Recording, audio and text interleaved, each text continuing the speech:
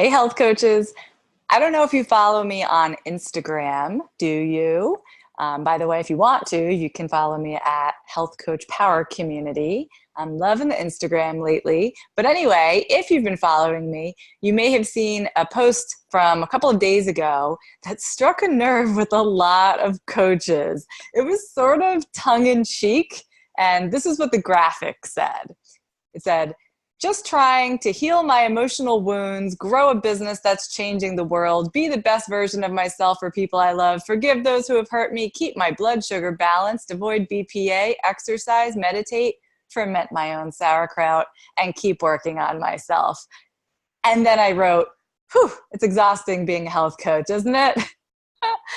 So do you ever feel like that? Like, holy moly, we're just getting in over our heads sometimes, trying to do it all. And I think that's true of so many people, probably many of our clients, many of our friends and family, and anybody on earth. But I think especially health coaches. And today we're going to talk about why. Now, if we have not met before, my name's Michelle. I've been a health coach with my own private practice for about 10 years now, and I act as a mentor for my fellow health coaches. And if you are a student or if you've been a student at the Institute for Integrative Nutrition, then you will see me in the videos there because I'm part of the curriculum. Now, one thing that can happen when we're overwhelmed, when we're trying to do it all, is that we are not very effective, well, at anything. But particularly, let's talk about how we're not very effective in our business. And I think it's one of the reasons that so many health coaches are not earning enough money to sustain their business. They're here, they're there, they're shiny object, got to run after that. They're, oh my goodness, I heard about this new social media thing, I got to do that. They're all over the place and they're spread too thin and nothing's really working to put money in the bank. Now, I have a free training that will help you do less by being more focused when you sit down to work. And it's called How to Plan Your Health Coaching Business So You Can Go Full Time. And it's available for free at healthcoachpower.com/earn. I'm going to say that again so that you can write it down. It's healthcoachpower.com/earn, EARN. Amazing. So for those of you that are here live with me, I want to hear some of your thoughts on this topic. Feel free to use the comment area to ask questions or just tell us your stories. Why do you think health coaches are so susceptible to trying to do it all, even at the cost of their own health? Ironically, right? I mean, most people, like you said, are burning the candle at both ends, but you would think if anyone was going to have a more balanced, healthier approach to work-life balance and all the rest, it would be us, and yet so often that is not the case. So I have two stories that I recently heard from health coaches in our community. Here's the first one. I'm going to read it to you. She said, all of my life I was healthy, active, fit, and took steps daily to combat the effects of my corporate job.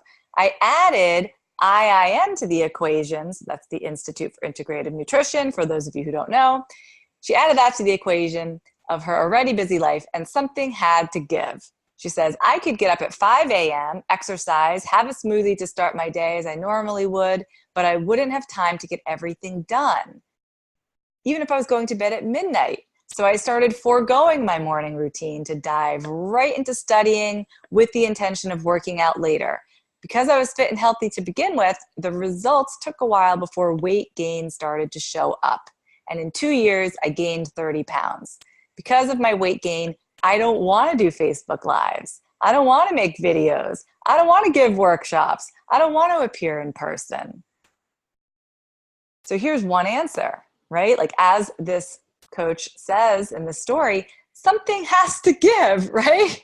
Most of us as health coaches, that's not the only thing that we're doing, right? You don't just like wake up in the morning, start health coaching your perfect clients all day long, and at the end of the day, have yourself a nice meal and go to bed. Ha ha ha, sounds funny. Not the case. We're working other jobs. How many of you are working another job full-time, part-time?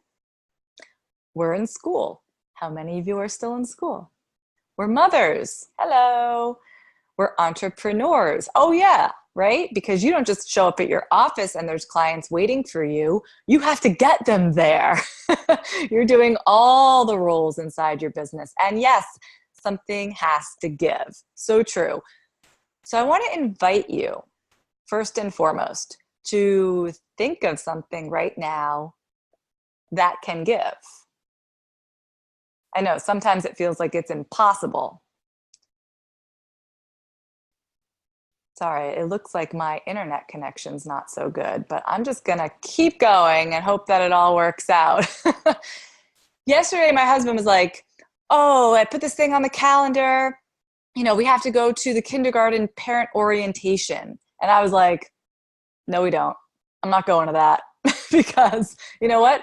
I don't need to meet the school nurse and hear about the library programs. Like I already have a kid in that school. My youngest is going to start in the fall. And I think we're all set. That's just one thing that I don't have to do. So I'm going to let that go.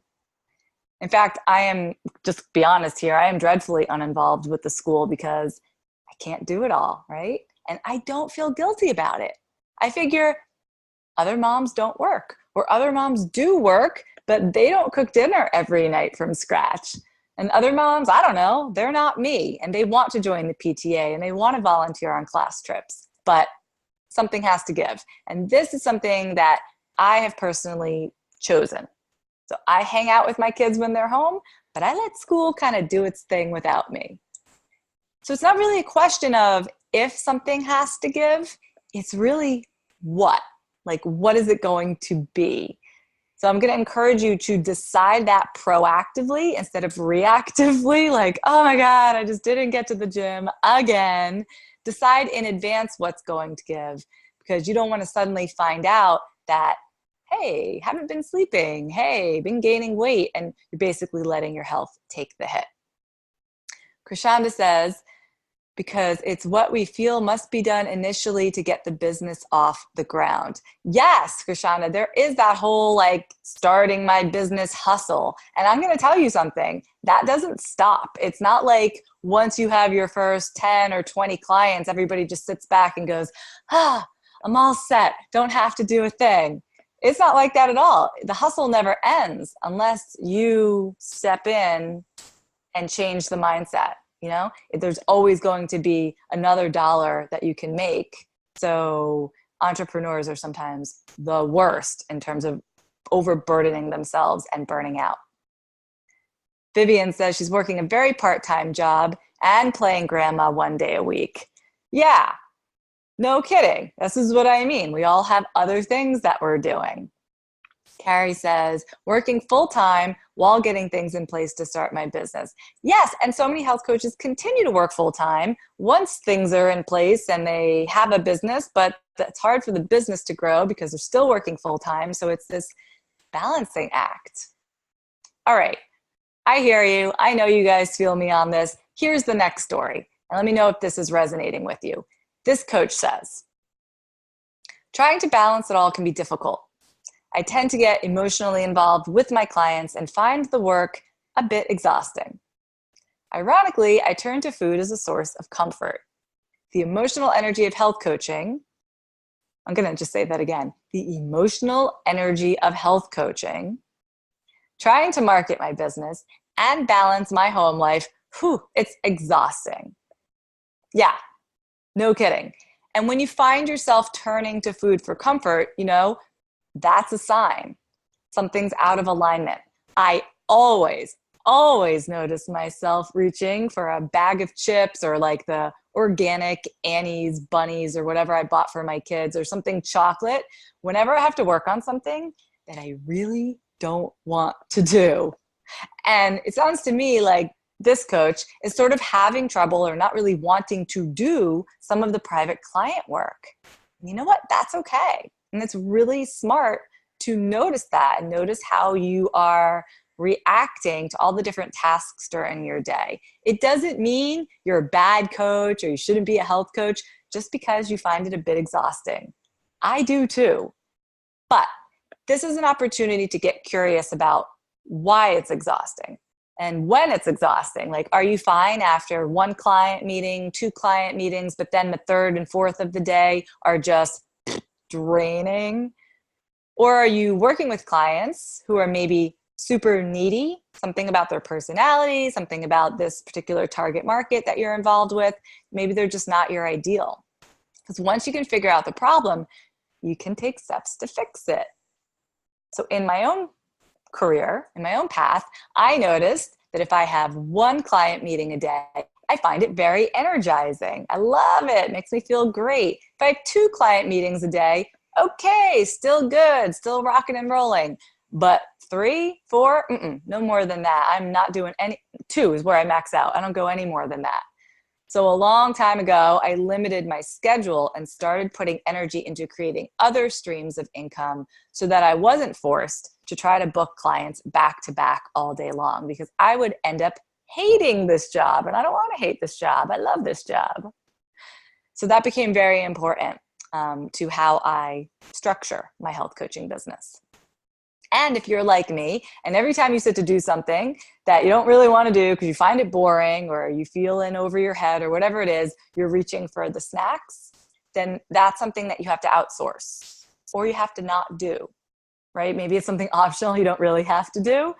Let it go, sister, or outsource. Like a year or two ago now, I forget how long it's been, I handed over all my bookkeeping to a legit bookkeeper. And I swear that was a great diet plan. I cannot recommend it highly enough.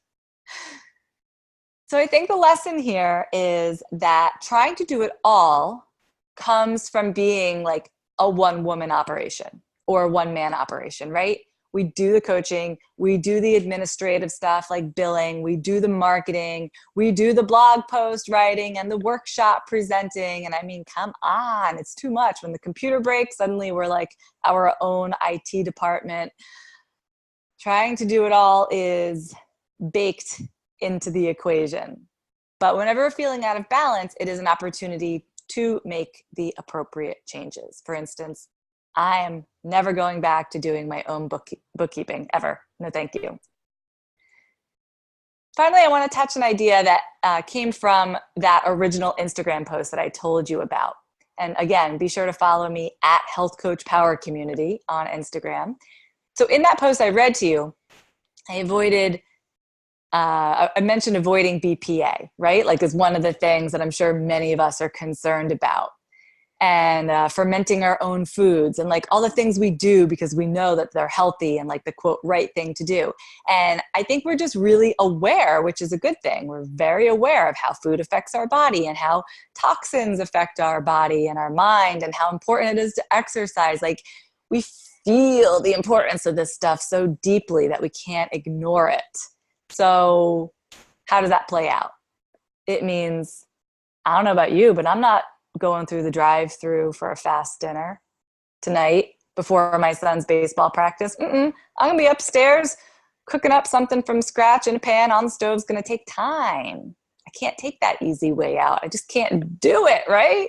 And even like making stuff, I don't buy canned beans. Oh my God, I make my own from dried in the Instant Pot with a little bit of seaweed in there to absorb the minerals, and I pack up my leftovers in glass, never plastic, so I have to go buy more glass containers because we're slowly transitioning away from plastic. And then at night before bed I go and I unplug the wireless router because EMFs, and before you know it, your day is just filled with about 1 million extra tasks that other people are not even thinking twice about. Now, I'm not saying that they're not important, because they are. But maybe because we're so aware of it, maybe we're just a little too wrapped up in it. So I want to encourage you, sometimes take the easy way out. Like buy the canned beans, Michelle, like every now and then, okay? It's not going to kill you. Or maybe for you, it's like buy your sauerkraut already made from the refrigerator section at the Whole Foods. Or using whatever skin products you have on hand instead of diving into a 70-hour search on the internet for the very best natural organic brand. And also, can you become an affiliate for them, et cetera, et cetera. Maybe you just don't have to do that today. Like maybe you don't have to do everything perfectly. Big exhale. So those are my tips to help you deal with the overwhelm that is, I swear to you, inherent with being a health coach. Now, this next question came from Tanya, and this kind of plays into the same idea. Tanya said, any ideas for passive income? Should I'm starting to feel really burnt out from trying to grow my private yoga and nutrition coaching business, but still working 6 to 7 days a week, pet sitting and walking dogs? It was supposed to be a temporary gig for some steady income while I completed my programs and grew my business, but almost 2 years later, I am exhausted. I've listened to the podcast on passive income, but just in case anyone has any other ideas, I figured asking wouldn't hurt. So yeah, Tanya is referring to an episode that I did a while ago about the best passive income for health coaches. You can go back in the archives and find that if you're interested in incorporating passive income streams into your business.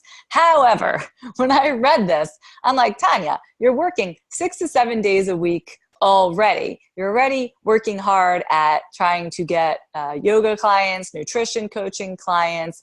When are you going to have time to now also sit down and focus on putting some passive income streams into place? Something has got to give. Yes. Yes. You hearing me on this? Because passive income sounds really good, but for it to work, and I do have lots of passive income streams in my business, it takes a ton of time and energy. Now, the cool part about it is that you're not actually trading dollars for money. So it's not like every hour that I spend working on passive income, I get paid for that hour.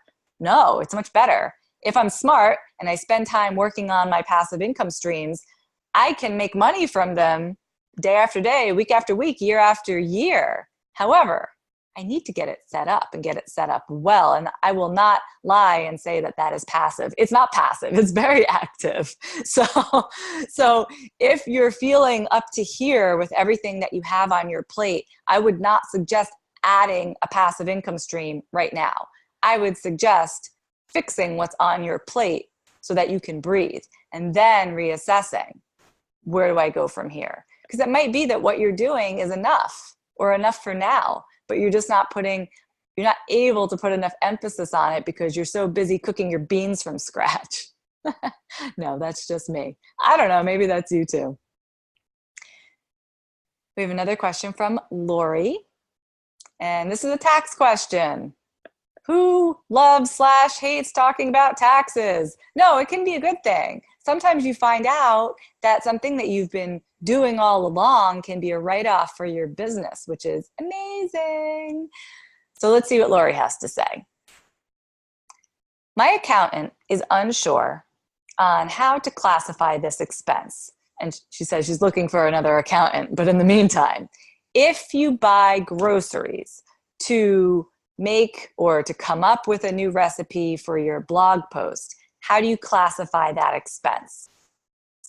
So remember how I just talked about how I outsource all my bookkeeping?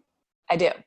So I don't know exactly how it's classified, but I can tell you that through the years, I have gone through periods where I've done a ton with recipe creation and like selling cookbooks and things like that. So there was a lot of expense in buying all of the food, right? It could add up to like hundreds of dollars a week. But what my accountants and bookkeepers have always told me is that it's not a pure business expense if you're eating the food like for dinner that night, which I mean, let's be honest, of course, what else are you going to do with the food? Throw it out? So it's like partially a business expense, but it's also partially not. So we would always take a percentage of my grocery bills and write that off as an expense versus the entire amount. So if you buy a chicken for like $20 or whatever, maybe it's like $7 or $8 is personal because you fed your family, and the other couple dollars you can write off as a business expense. And that's how you can kind of, I don't want to say get away with it, but I think that's just ethical in terms of the IRS, because it's not truly entirely a business expense. Now, if you are making food and throwing it away, I'm going to encourage you not to do that. That's a real waste of time. Instead, I would always plan to test and make a recipe during the day when, you know, I was going to feed my family that night. Or if I'm going to make some sort of dessert, I would do it like on the weekend, because then we'd have a treat for a Friday night. So this can really work to your advantage. But anyway, we would always write off a percentage of it. And I think it would go under like supplies, because that's really what it is. It's supply to do what you're doing in your business. Oh, I want to see some other comments that have come in. Oh, Colleen says something about, she's also not going to the PTA meeting. She says, I'm not at the meeting because I'm cooking dinner and my poor child has to ride her bike home because I'm not in the carpool line either. Yes, Colleen, that is what I am talking about. How else can we make ourselves not feel overwhelmed? I remember talking to another health coach about the carpool line, and her kids were in high school. And I'm like, can't they just walk home? I mean, and guess what? They started walking home. Kimmery says, working full-time on an ambulance, trying to figure out the part-time coaching, only teaching once a month right now. It is difficult. It is difficult to do the full-time and the part-time thing. What I notice a lot of people do is they'll take their full-time job and cut back the hours or go part-time there so that they can focus more attention on their health coaching business. But there's no perfect way to do it. And if you don't know my story, I thought I was going to maybe do something like that, but then I just got laid off. So I just had to dive in head first. That was scary. It really was, but it was kind of cool because the universe eliminated the thing that had to give, which was my very stressful full-time job in advertising. So I wish you well, Kimmery, because everybody's got a different path with this stuff. And I think the key is figuring out when is the time right to make the leap. What else here? Kimmery says, also, I'm overweight and working on it, but just got an earful off. Unless I'm walking the talk, I want to hold off on coaching. It's so frustrating to hear.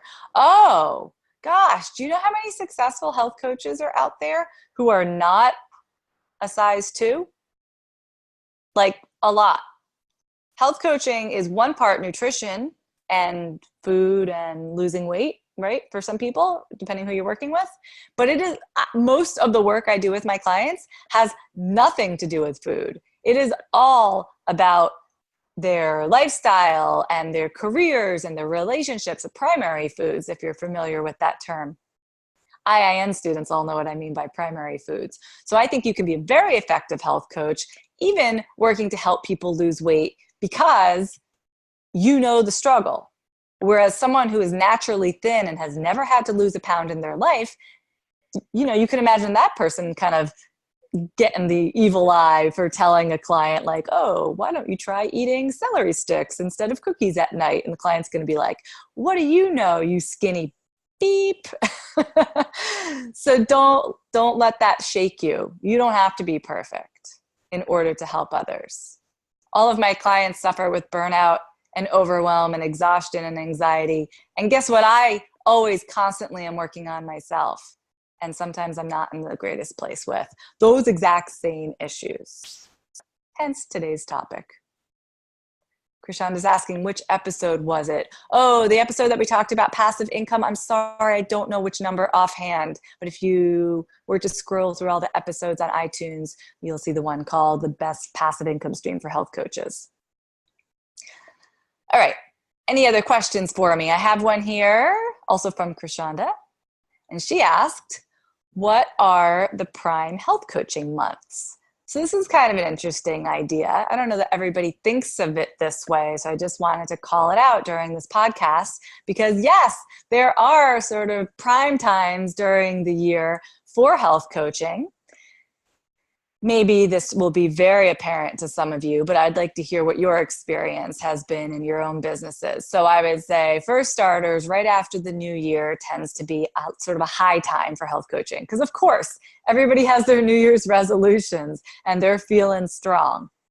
I will caution you about trying to do something too close to January 1st, because often people are still like in a daze from the holiday, and sometimes they're really feeling a pinch in the wallet from all the spending over the holidays. So I find that if you kind of wait a week, 2 weeks, like I have found more people paying attention sort of mid-January, late January than like on January 2nd. But anyway, that early part of the year, everybody is amped about their new goals. So make a big like mark on your calendar that that's a good time to run some kind of program or to launch your private coaching or whatever it is that you're selling.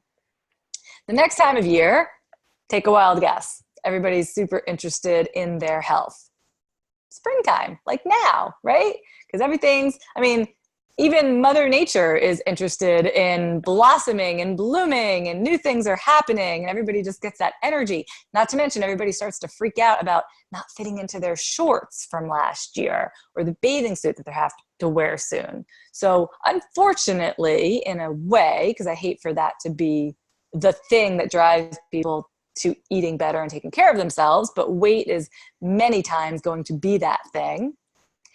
That happens in the springtime. So we're talking April and May. I find that after Memorial Day, you're going to see a little bit of a drop off because people start going into summer mode. Definitely by the end of June, it starts to drop off because now school is out. People are definitely like, it's July 4th. Everybody's going on vacation. Everybody wants to drink beer and eat hot dogs. And they're a little bit less paying attention to, getting to the gym and really watching their weight and whatnot. So I would encourage you to always plan something for the spring. And then the next time of the year that you're going to get everybody's attention, and it's really important to make good use of it, is the fall. If you miss the fall, sometimes, we all get busy. But if you miss the fall, boom, then you go right into the holidays for like 2 months and no one's paying attention over the holidays. And nobody wants to sign up for a health coaching business, the day before Thanksgiving. Am I right? So I always try to hit the fall again after Labor Day, preferably after school has started. And I know that's different in different parts of the country. Where I live, the kids start like right after Labor Day. So I usually let that go for like a week or so. And then that's a good time to start promoting your next thing. You can run it. If you're doing some sort of detox or a short program, you would want to run it, between Labor Day and Halloween. If you're selling even a longer coaching program, you can do that. But again, they're not thinking about Thanksgiving back in the beginning of September. But if you wait and now it's November and now you're trying to sell your private coaching package, internally, people are going to be like, I should wait until after the holidays. We don't want them to wait. We want them to take action now. So put those 3 time periods on your calendar, and you can think about what to do during those off times. So over the holidays, over the summer. It's not that you'll never get a client during those times of year. You will, but understandably, it will be less. So I like to emphasize passive income streams during those times of year, because I find that it's just sort of a waste if I were trying to like hold a webinar about weight loss in December, right? Everybody's at their holiday party. I hope that helps, Krishanda. And, for everybody, break out your calendar and do try to plan these things in advance. It's one of the best things you can do for your business, as opposed to being reactive. Like, oh my God, I don't have enough money today. Oh, what can I try to sell tomorrow? Oh, I got to do this. I got to do that. And you're all in like a reactive state. Plan it out in advance. And again, my training is going to help you do that. If you go to healthcoachpower.com/earn, I will actually walk you through that whole 12-month calendar. Alrighty, I want to say thank you to Meredith O 1975, who left this lovely review on iTunes. She said, this podcast will answer just about any health coach related question you can think of. Michelle is sharp, warm, and a fount of knowledge, and has tips to help you in all aspects of your practice. I've learned valuable lessons and do's and don'ts beyond count. Hit play. Awesome. Thank you so much, Meredith. And please send your mailing address to support@healthcoachpower.com and just reference episode number 64 so we can send you a little thank you gift. And for everybody here with me today and listening later via podcast or on YouTube, please take a second to rate and review the show. That's going to allow me to reach more coaches and essentially continue to do this work. So I want to thank you in advance for that. I'll be back next week. And in the meantime, keep asking great questions, and I promise to keep answering them. See you soon.